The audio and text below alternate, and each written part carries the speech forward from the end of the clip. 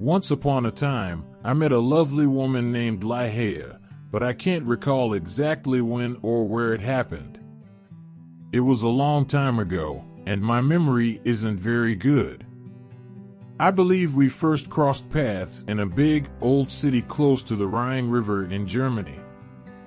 Ligeia mentioned being from an ancient family, but I never knew her family name. She was my friend, my study partner, and eventually, she became my wife. I'm not sure why I never found out her family name. Maybe she didn't want me to know, but I just can't remember. I remember one thing vividly about her. She was tall and slim, but as time passed, she became even thinner. It's hard to put into words how gracefully she moved or the unusual softness of her footsteps. Whenever she entered my office, I only realized she was there when she spoke or gently placed her white hand on my shoulder. Her face was beautiful, though not in a conventional way. There was something peculiar about her appearance that I couldn't quite grasp. I often tried to understand it. Was it her pure white skin or her thick, black hair? I found myself studying her long, delicate nose, which seemed perfect on many occasions.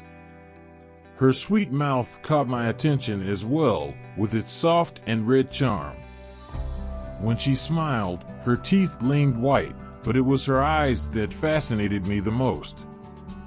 They were much larger than regular eyes, and sometimes, when she was excited, they resembled the eyes of a deer. They had a deep black color with long black eyelashes and eyebrows. However, when I looked into her eyes, I noticed a strange expression that intrigued me. I spent many hours, even whole nights, contemplating what that expression meant. I desperately wanted to understand it, but the answer always seemed to elude me. Ligeia possessed a remarkable determination, which was evident in her calm and quiet demeanor. Yet, there was a powerful energy in her eyes that both fascinated and frightened me at times.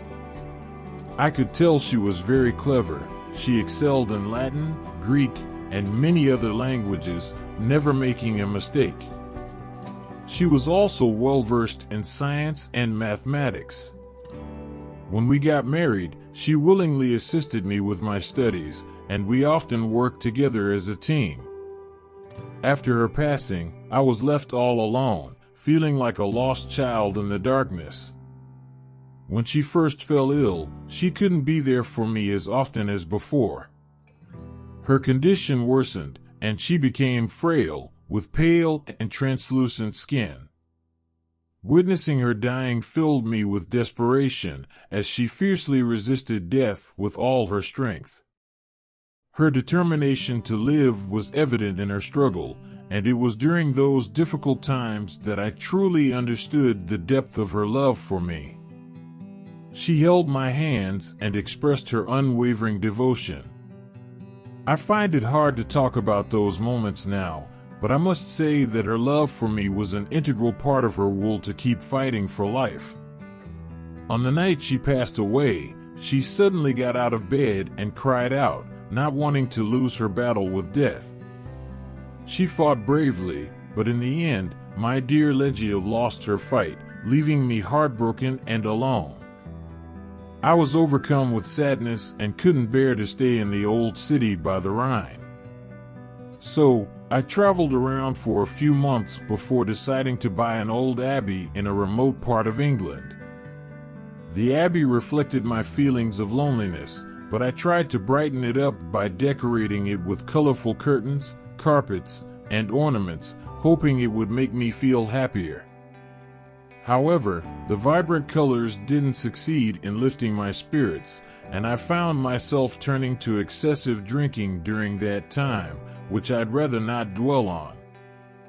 Then, I married Lady Rowena Trevanion of Tremaine. She had blonde hair and blue eyes, a complete contrast to my first wife, Ligeia, whom I could never forget. In Chapter 2 of my life, a struggle with death begins. For the initial month of our marriage, I brought Lady Rowena to a room high up in the tower of the abbey, where we lived. The room was quite spacious, featuring a massive window with glass imported from Venice. The ceiling soared high like a church, and in the center hung a grand golden chandelier. In the room, there were sofas from the east and an Indian bed, while the walls were adorned with long tapestries that resembled carpets, featuring designs made of gold. These tapestries swayed whenever the wind blew. My new wife, Lady Rowena, was afraid of me because I was often sad and downhearted. She didn't love me much and kept her distance, but I preferred it that way, as I couldn't stop thinking about my beautiful idea, Ligeia, who was now deceased and buried. In my dreams, I would call out to Ligeia in the night, hoping my love could somehow bring her back to me. At the start of the second month of our marriage, Lady Rowena fell ill. She struggled to sleep well and claimed to hear strange sounds and movements in the tower. I dismissed her concerns, attributing them to fever and imagination, but her condition worsened. The doctors were puzzled, unable to understand what was afflicting her. Once again, Rowena began hearing eerie noises and seeing unsettling movements in the bedroom, which frightened her even more. One night in late September, she suddenly woke up in fear, and I was sitting on a sofa by her bed. She whispered to me about the sounds and movements she perceived, and her face displayed genuine terror. Despite my reassurances, she was still frightened, and I saw a strange occurrence as I moved across the room under the chandelier's light. Something invisible passed by me, and I noticed a shadow on the carpet, almost like the shadow of a shadow. Deciding not to alarm Rowena, I kept silent about what I had observed.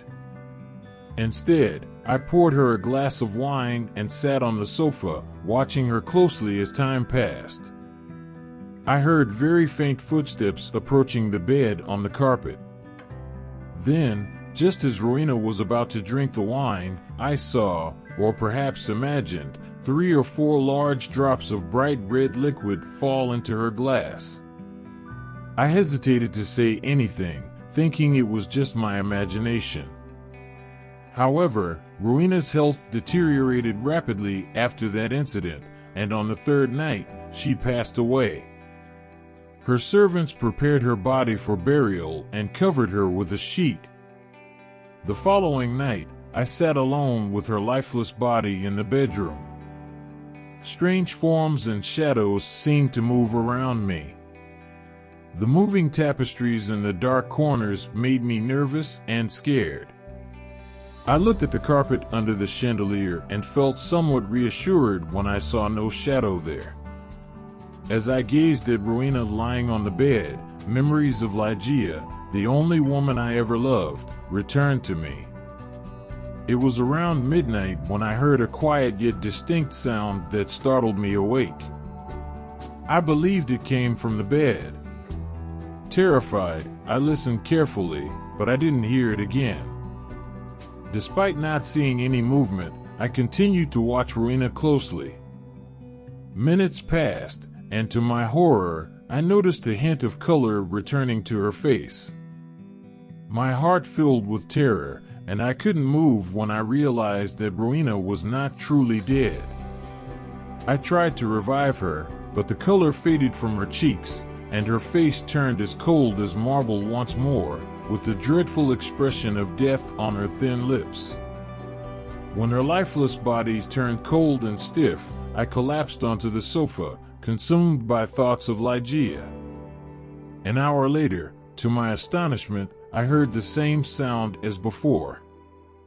I strained to listen, and there it was again, a sigh from the bed. I rushed over and clearly saw her trembling lips, which then opened, revealing her bright teeth. I couldn't believe what I was witnessing. It felt as if I was losing my sanity. A pink color returned to her cheeks and neck, and her body started warming up, with her heart showing faint signs of life. Lady Rowena was somehow alive again. I did everything I could to revive her, but as suddenly as she had come back to life, her color disappeared once more, her heart stopped beating, and her body turned cold and rigid again. I sat there, overcome with grief and filled with thoughts of Ligeia once more. Then, for the third time, there came a sound from the bed, but I cannot bear to describe the horrors of that night. Once again, I tried to revive Rowena, and then a fourth time. On each occasion, it seemed as if she was struggling against some unseen force, and her body underwent strange changes. She appeared different after each revival, though I couldn't fully comprehend how. As dawn approached, Rowena moved again. Exhausted, I sat on the sofa, while she displayed more energy than before. Her color returned, and signs of life animated her face. Though her eyes remained closed, she seemed to be alive. Then, suddenly, she got out of bed and moved slowly to the center of the room, as if sleepwalking. I was frozen, unable to move or tremble, my mind overwhelmed by wild thoughts. I questioned whether Rowena was truly alive. Could I really see her blonde hair and blue eyes? Why wasn't I certain? While I couldn't see her mouth clearly, her cheeks appeared rosy like pink roses. But wasn't it Ligeia's cheeks that held that color? My mind was in a state of madness. I ran towards her, but she moved away. Then, I saw her long hair swing in the wind, a blackness darker than the black of midnight. And then, her eyes slowly opened. I cried out like a madman, realizing that they were the black eyes of my lost love, the eyes of Ligeia.